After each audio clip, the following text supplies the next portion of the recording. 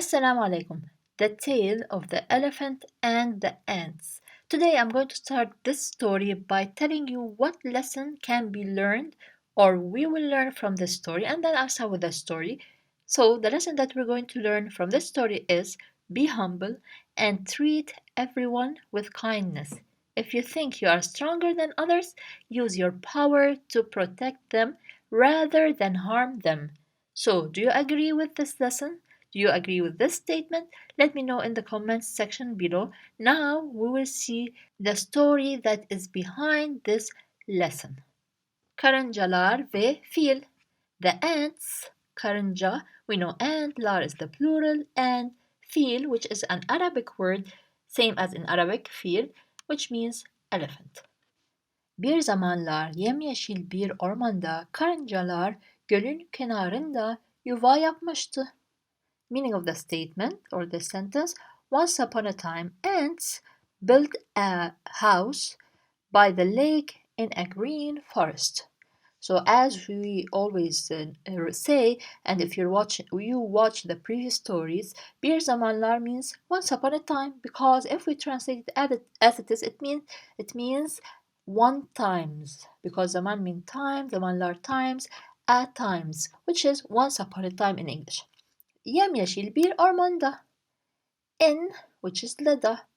In a green orman means forest. So bir orman, a forest, ormanda, in a forest, because da means in, or on or at, depending on the word. And yemyeşil, yeşil is green. Yemyeşil, we are stressing. This is a lesson that you will take in one of the grammar parts. It means to stress how green that area or that forest is. So we say yemyeşil. For example, we have beyaz means white. Bembeyaz, it's very white, as if it is the color of the snow. Bembeyaz.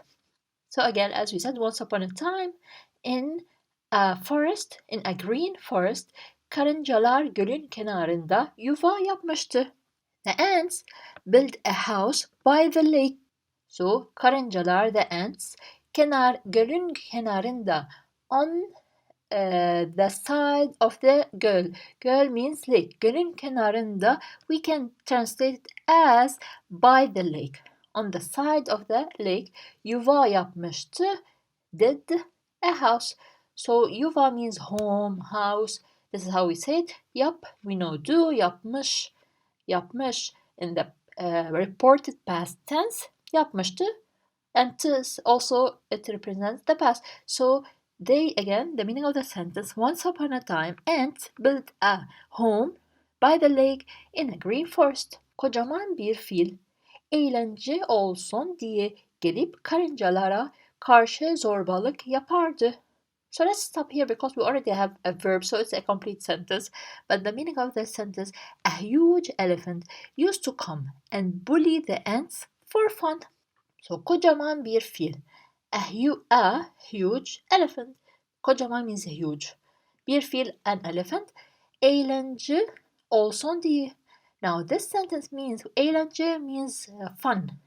We cannot translate word by word because, okay, all means do, olsun, let him do diye. So we say here eğlence olsun diye means for fun. So used to do something for fun. Let's see what. Gelip karıncalara karşı zorbalık yapardı. He used to bully the ants. Now gelip means come.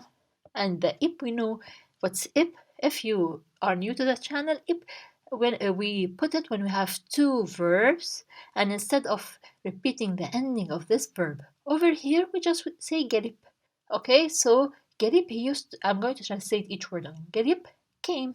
He used to come because ardı is the genç zaman. So yapar, zorbalık yapar means to bully. So he did bullying. We say, when we want to translate, to bully someone. So he used to come karıncalara karşı, facing the ants. So we don't say face. Karşı means yes, against them, facing them. Zorbalık yapardı. He used to do bullying. So when we want to translate it, of course, we don't translate some of the words. It means a huge elephant used to come and bully the ants just for fun. Karıncaların yuvasına gider ve karıncaların yuvasına hortumuyla su püskürtürdü. Meaning of the sentence, he would go to the ant's house and spray water in the ant's home with his trunk.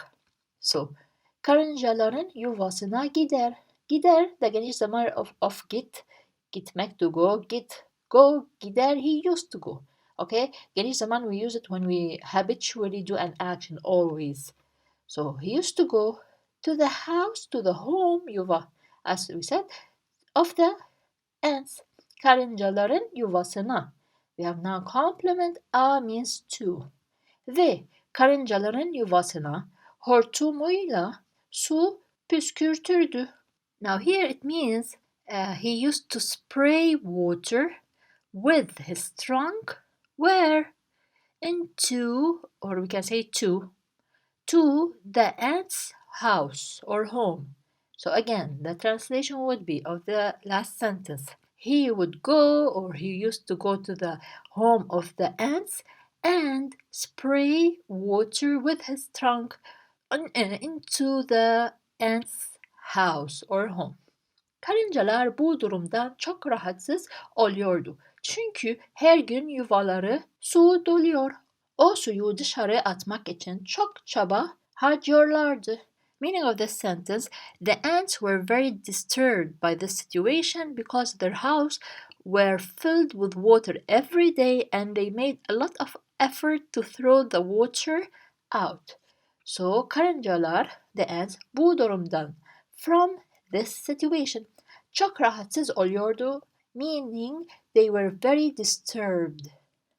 Okay, very, çok rahatsız oluyordu, were disturbed. Very disturbed because, çünkü her gün, every day, yuvaları su doluyor. Their home was filled with water. So their home was every day filled with water. O suyu dışarı atmak için. For throwing, atmak, to throw. For throwing that water outside, dışarı, outside, çok çaba harcıyorlardı. They used to make a lot of effort. Okay? So, çok means a lot, çaba means effort, harcıyorlardı, spend. Alone, they used to spend. It means they did a lot of effort to do what? In order to throw that water outside.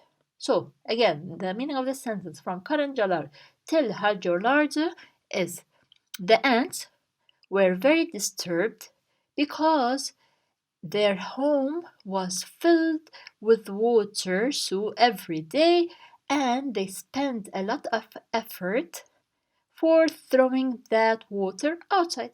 Fil ise iri yapısına güvenerek karıncaları küçümsüyor, onlarla alay ediyordu. Now, meaning of this sentence, the elephant, relying on his large size, underestimated the ants and made fun of them. So, as for the elephant, iri yapısına güvenerek, by trusting. So, güvenerek, erek means by, güven means safety. Yes, but here it's a little bit different. So, as for the elephant, by trusting, also we can say by relying on what? On his large size. Okay, on his, yapı means structure, by the way. İri means large, so relying on his large size, of course we translated, karıncaları küçümsüyor. He used to underestimate. Küçümsüyor means underestimate the ants. Onlarla alay ediyordu and made fun of them. So alay etmek means to make fun. Onlarla on them. Made fun of them, we can say. Günlerden bir gün karıncalar bir araya geldiler. Let's stop here. One day the ants came together. So günlerden bir gün means one day.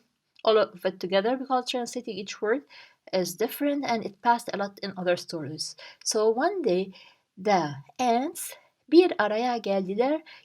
Came together. So they want to do something, want to talk together to each other. Ve file bir ders vermeye karar verdiler. And they decided to teach the elephant a lesson. So karar vermek means to decide. Karar verdiler, they decided to give, vermek. To give the elephant a lesson. Fil gece uykusundayken sessizce yanına yaklaşıp hortumuna girdiler. Okay, let's stop here because there's a verb. So, what happened while the elephant was sleeping at night? They silently approached him. Okay, also and entered his trunk. So, fil gece uykusundayken. Can means while. We know that by now. While the elephant was sleeping in his sleep. So he was sleeping when? Gece, at night. Sessizce means silently, without making any voice. Yanına yaklaşıp hortumuna girdiler. They approached next to the fil, to the elephant. So they approached him, we can say. Hortumuna girdiler and entered his trunk. Hortum, as we say, it's an Arabic word hortum. So they entered to his trunk, and that's it. Girdiler, from girmek, to enter. Girdi, he entered. Girdiler, they entered. And if you noticed, also we have up because we have two verbs instead of saying. If we remove the up, we say the same ending over here. We put it here and we put the word ve. So it will be yaklaştılar ve hortumuna girdiler. Instead of repeating this ending and putting the word ve, we just replace them by up. Ve hepsi birden filin hortumunu ısırmaya başladılar. And all of them started biting the elephant's trunk. So, and hepsi, all of them, birden means at the same time. Filin hortumunu ısırmaya başladılar. So, başladılar from başlamak. They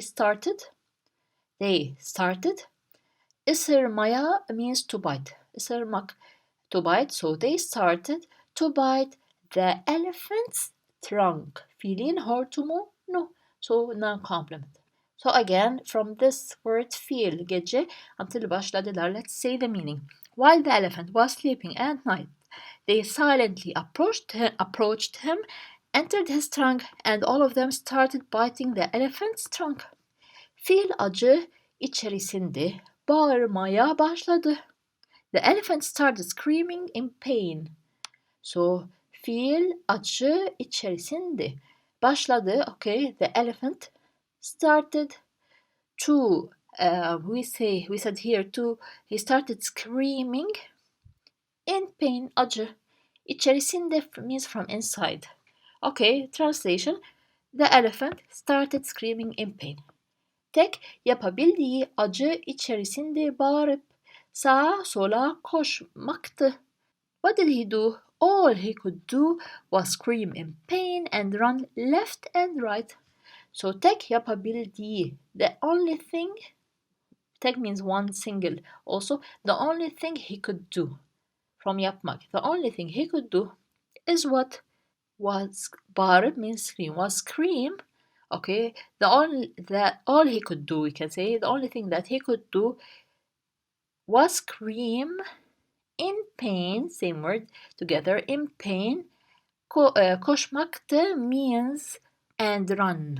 Okay, koşmak to run, koşmaktı, ran, sağa to the right, sola to the left. So the meaning is, all he could do is scream in pain and run left and right. So here sağ means right, sol means left. Sonunda hatasını anladı ve zorbalık yaptığı karıncalardan özür diledi. Finally, he realized his mistake and apologized to the ants he bullied. So sonunda means finally. Hatasını anladı. He understood his mistake. So hata means mistake. Hatası, his mistake. And we have the ne as a protection letter because is not part of the word. Hatasını anladı. He understood his mistake. Ve zorbalık yaptığı karıncalardan özür diledi. and he apologized. Özür dilemek. He apologized from the ants he bullied. He used to bully. Okay, and that's it. Let's see what do we also have. If you like the explanation of this story and you want a more detailed explanation of other stories that are for beginners and easier than this, if you are a beginner in learning Turkish, then click on the link of the 5 Turkish stories that you will see in the description box. Also, if you want to receive the PDF file of this story and other stories, then click also on the link that I will display in the description box for details. So what do we learn from this story? As we said before, this is the lesson that we will learn. Masaldan çıkarılacak ders. Lesson to be learned from this tale. Masal means tale. Masaldan from the tale. Çıkarılacak means to come out. Ders lesson, but of course we say lesson to be learned from this tale. Alçak gönüllü olun ve herkes nezaketle davranın. Be humble and treat everyone with kindness. So, alçak gönüllü means humble. Be humble. Olun be. Be humble and treat davran. And treat everyone with nezaket means with kindness. Başkalarından daha güçlü olduğunuzu düşünüyorsanız gücünüzü onlara zarar vermek yerine onları korumak için kullanın. Meaning of the sentence, if you think you are stronger than others, use your power to protect them rather than harm them. So, başkalarından daha güçlü olduğunuzu düşünüyorsanız. Sanız means we know that SA means if. So, if you think, sa is if, nız you, plural you or respect. If you think that you are stronger, so daha güçlü, stronger together, yes, then others, başka means another, başkalarından from others. So when we translate again, if you think that you are stronger than others, gücünüzü onlara zarar vermek yerine onları korumak için kullanın. So here it means instead, yerine means instead of doing this, do this. Instead, zarar vermek means to harm, onlara them. Instead of hurting them, we go to the verb kullanın. Use your strongness or your power to protect them. So we have gücünüzü, your power. Onlara zarar vermek. To give them or to hurt them. Yerine instead, onları korumak için kullanın. Use it in order to protect them. Korumak means to protect. This is the translation of this story. Of course, for those who will click on the link in the description box, you will receive this file, this story as a PDF file. You can print it out, take notes, and study. See you in another video, inshallah. Assalamu alaikum.